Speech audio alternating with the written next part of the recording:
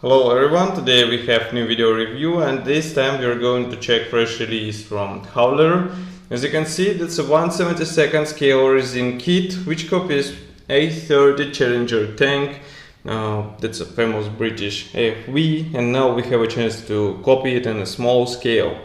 Let me remind you first that we are getting money for the new camera. You can help us too by pressing the donate button on our website. It is easy, it is safe, and of course you decide the amount we will get from you, and all this money will be used for the new photo and video equipment, so you'll get to see better quality photos and videos on our website and YouTube channel. As you can see, this kit comes in typical Howler box. It's not that big. Here you can see comparison with my hand. We have this picture of the assembled resin, not even painted. That's quite surprising. And on the back side we have some safety information and also information about the manufacturer. Of course, it's manufactured by Howler, Jan Sobotka, and don't forget that this company is also the same as what is a brand gun. Inside we find a Ziploc bag with all resin parts packed together. I would like to start with this one. As you can see, that's a main hull, and as you can see, again it is molded as a one-piece part, so you get all hatches shut, and that's quite surprising molding quality. So you can see that you won't have to separate anything. Basically you can use this part out of the box, you attach all other necessary parts and you're good to go. Well, the only thing you might think to delete, let's say, this resin or casting base, because as you can see it shouldn't be here, but otherwise I don't see any other complex operations.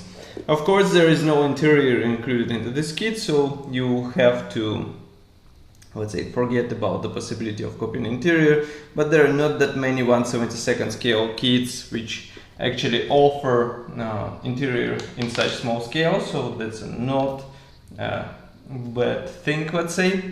Then we have tracks. Tracks are molded as one-piece parts, so here you can see first one and here is the second one. And here you have to be careful. I think painting shouldn't be a problem, because you just airbrush these parts, weather them and install them into the place. As you can see here, we have also some special small parts. Note that one broken off. I'm not sure where it is in my kit, but I hope it's not a serious issue, or maybe it should be like this. And I can also show you the pattern of these tracks. Next we have road wheels. Road wheels, of course, are molded as one-piece parts. Here you can see them. Really nice molding quality. And again, it might be a bit tricky to paint this because they are molded as one-piece parts. As you can see here, we have both two discs connected together, so you won't be able to paint them separately. Maybe you should use some round masks, but I think it won't be a difficult task for those who are brave enough to start 1/72 scale resin kit. Then here we have a turret. Turret is molded in the same style as a main hull, so as you can see it's a one-piece part. It's quite nice, I would say. And note that only one hatch is molded separately. Here we can see again resin base, which will have to be deleted, and here we have special slot for the main gun. Next we have side skirts. Here they are. Actually they're molded together with side panels of the main hull, and here is another one.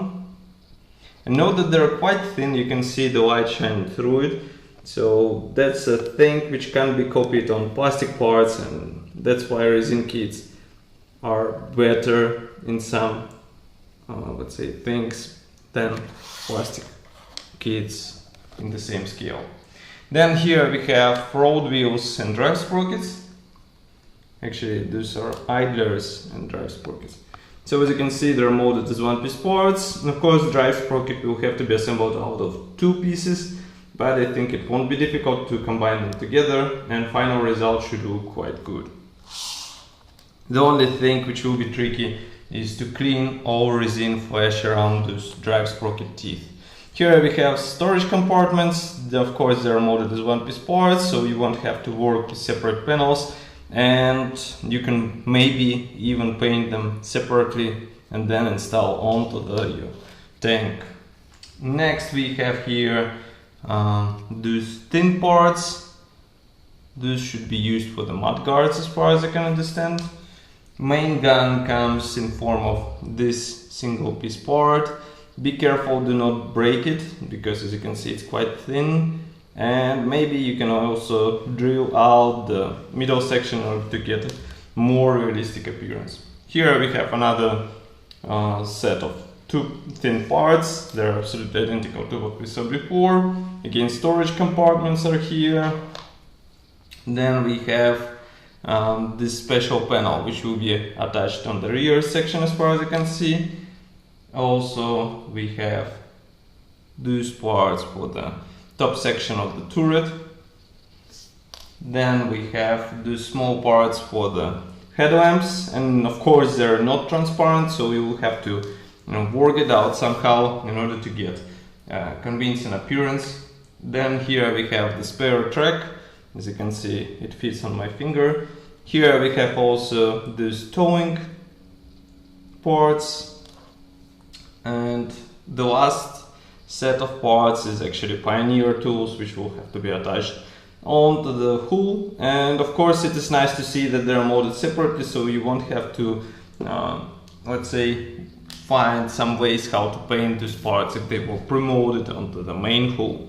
Here you can see unpainted PE fret, and it is quite nice. Don't forget that we have 1/72 scale kit, that's why these parts are really tiny, and with some of those you will have to use tweezers in order to get nice result. But otherwise it's a typical bring-in product or Howler product, so I guess you won't have any extra problems with those parts. Next we have, last but not the least component in this kit, it's assembly manual, which is printed in black and white. We have the same picture of the real vehicle here, parts map. Then assembly process starts with the main hull. Note that we attach all the side parts.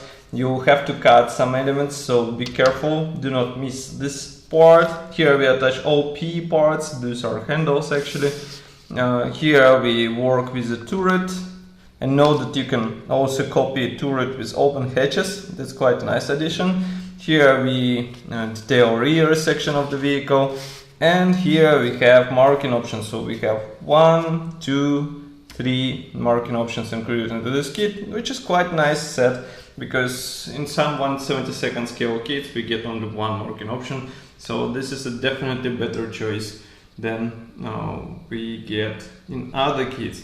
What I'm surprised, because I don't see decals in my set, but there definitely should be decals sheet, because otherwise you won't be able to copy the symbols which you can see on the turrets. And on the parts map I don't see anything said about decals sheet. So be careful and check your kit before the purchase. That's all for this video review. Of course, don't forget to write your opinion about this kit here in the comment section below. If you like this video, press the like button and subscribe to our YouTube channel. And I will see you in the next video review as usual. Bye.